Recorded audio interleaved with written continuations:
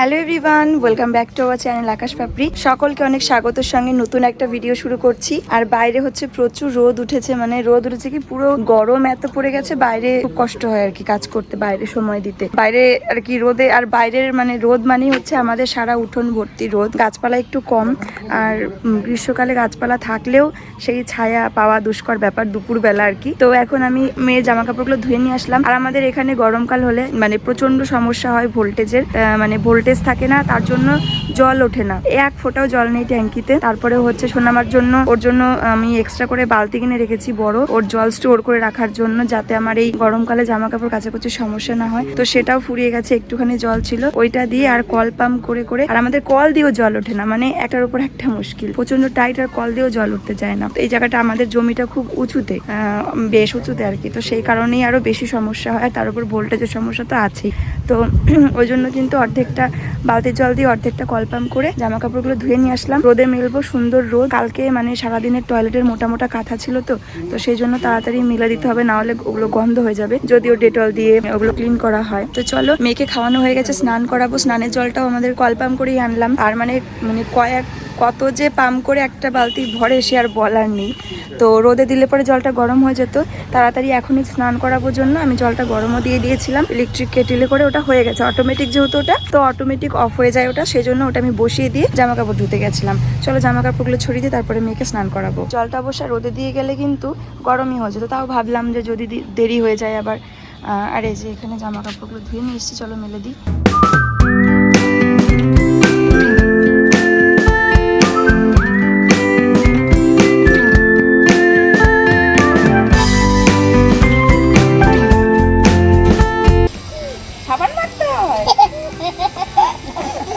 সাবান মাখলে কেউ হাসে এরকম।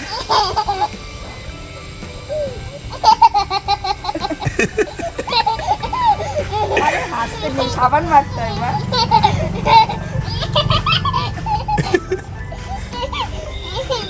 দাঁড়া দাঁড়া, সাবান সাবান, এভাবে সাবান। এই যে কি হাসি, এত হাসি, এটা কবে থেকে এরকম করো? সাবান এখনো সুরসুরি হয়ে গেছে ওর, বুঝেছো?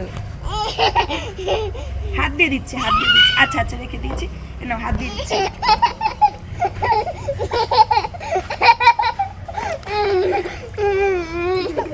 মুখে মুখে ওকে সাবান মাখাতে গেলেই ওর হাসিতে ওর ধরে না, বুঝলা? আর কোনো পাত্র দিয়ে স্নান করাতে দেবে না। আমি যখন একটা মগ বা কিছু বাটি নিয়ে আসি ফেলে দেবে, নইলে উঠে পড়বে। হাত দিয়ে দিতে হবে, হাত দিয়ে দিতে হবে ওকে। হাত দিয়ে মাথায় জল দিয়ে স্নান করানো যায় বলো তো?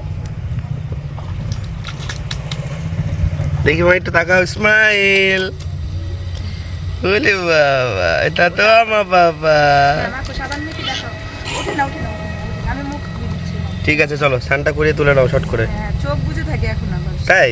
হ্যাঁ, বাহ, জল দিলে ও কিন্তু খুব বোঝে, জানো, সব কিছু বোঝো। বাবার দিকে তাকাও, বাবাকে একটু বেশি দেখি দাও। কি করে সাবান মাখছো দেখাও, বডিতে মাখো, গায়ে মাখো, গায়ে মাখো, নাও নাও নাও, গায়ে মাখো, গলায় মাখো, তো গলায়, গলায় মাখো, গলায় মাখো, গলায়। নিজে নিজে মাখো। নাও, কি করছো তুমি? কি করছো? আমি আর কি করব, খাটের তলা দিয়ে এই যে পাটকেলি দিয়ে বের করার চেষ্টা করছি। আর এসির রিমোট, আর এসির রিমোটটা কে ফেলেছে? জিজ্ঞেস করো তো মামা, এসি রিমোট কই? ওখানে কে ফেলেছে? কোন বেবি? আমার দিকে, মাকে বলো, মা জিজ্ঞেস করো তুমি। আমার দিকে তাকাও। এসি রিমোটটা কে ফেলেছে? অত ঘুমাতে হবে না বাবার পিঠে। ওর বাবা পাট কাটে দিয়ে রিমোট বের করছে। হ্যাঁ, এবার বলো, এবার বলো। এই যে মামা শোন, মা কি বলছে শোনো। এসি রিমোটটা কে ফেলেছে? কে ফেলেছে এসি রিমোটটা খাটের পিছনে? আগে বলো মা কি বলছে, আগে বলো। মামা, এসি রিমোট কে ফেলেছে? কোন বেবি? এই বেবি কোথা দিয়ে ফেলেছে? কি করে ফেলেছে? হ্যাঁ, কিভাবে ফেলেছে? কোথা দিয়ে ফেলেছে?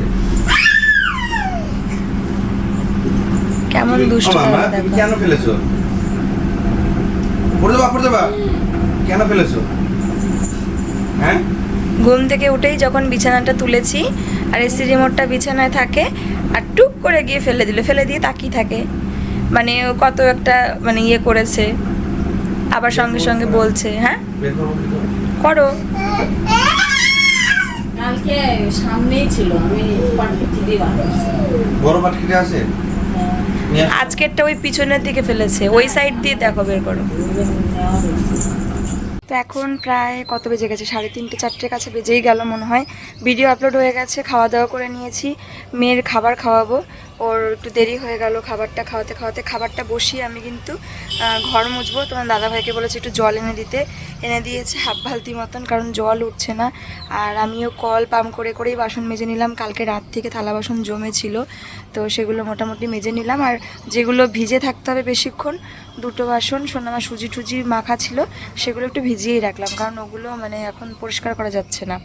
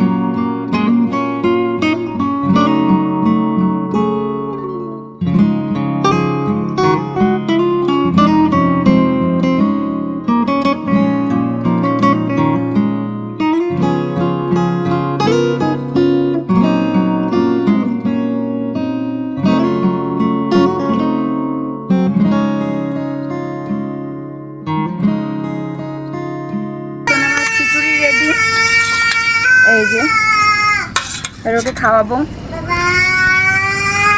কি মা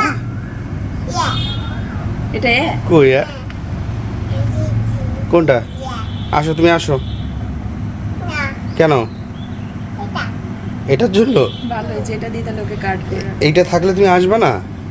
এটা নাকি হ্যাঁ এটা আসলে ঘাস ঘাস টাইপের, আর পায়ে খোঁচা লাগে, ওর জন্য আসবে না। কি মা কোনটা? ওটা থাক ওখানে। ডাকছে কেমন করে, কেমন করে ডাকছো বাবাকে তুমি? বাবাকে ডাকো। কি বাবা? এটা কি করতে হবে? এটা কি করবো মা?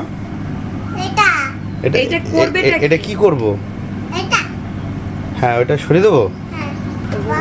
হ্যাঁ বাবা এটা কি করবো?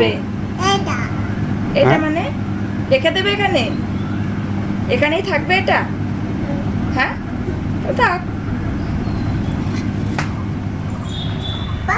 কি বাবা? ইয়া ইয়া না মা, এটা তুমি আসো এখানে, পা দাও, এখানে পা দাও, আসো।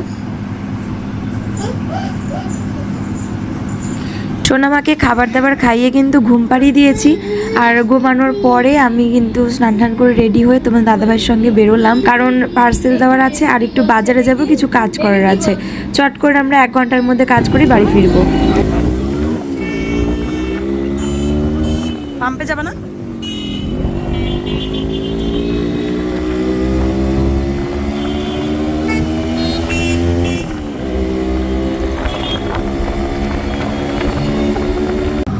তো বাজার থেকে বাড়ি ফিরলাম, আর বাড়ি ফেরার পরে মেয়ের কি আদর, বাবারে বাবা, চুমু দিচ্ছে, জড়ি ধরছে, গালে আদর করছে, আর ওর বাবাকে জল এগিয়ে দিল, জলের বোতল। আর ঠাম্মি বলেছে কি না না শোনা জল নেয় না, আর বলছে বাবা পাপা, মানে পাপা খাবে এরকম বলছে, আর ও জল খাচ্ছে, আর সোনামা বাবার পায়ে চুমু খেয়ে নিয়েছে। কি অবস্থা তাই না বলো? আজকে কেমন করছো মা মাটা? কেমন করে আদর করলা? আদর করো, তুমি তো বাবাকে কত আদর করলা, জল খেতে দিলা, আমাকে তো দিলা না। আসো আমাকে দাও একটু।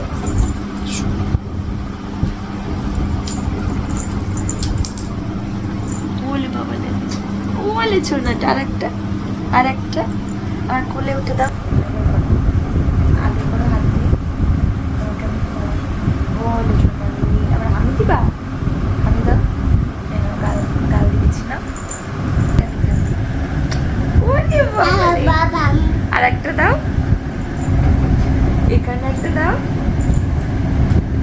এখানে একটা দাও, এখানে একটা দাও, এখানে একটা দাও, এখানে একটা দাও, এখানে আর একটা দাও। আমি দিই না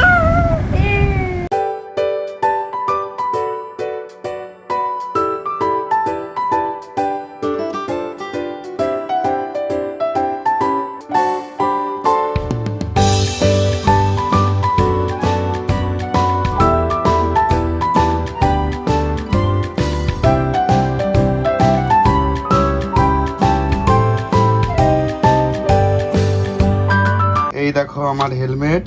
এই আমাদের বাড়িতে এলিয়েন এসেছে। টোল কাচ্ছে। হাঁটতে পারছে না, এত বড় হেলমেট। দেখো হাঁটতে পারছো তুমি এটা পরে? আসো তুমি আমার কাছে একটু। ও দেখতে পাচ্ছে আশেপাশে কিছু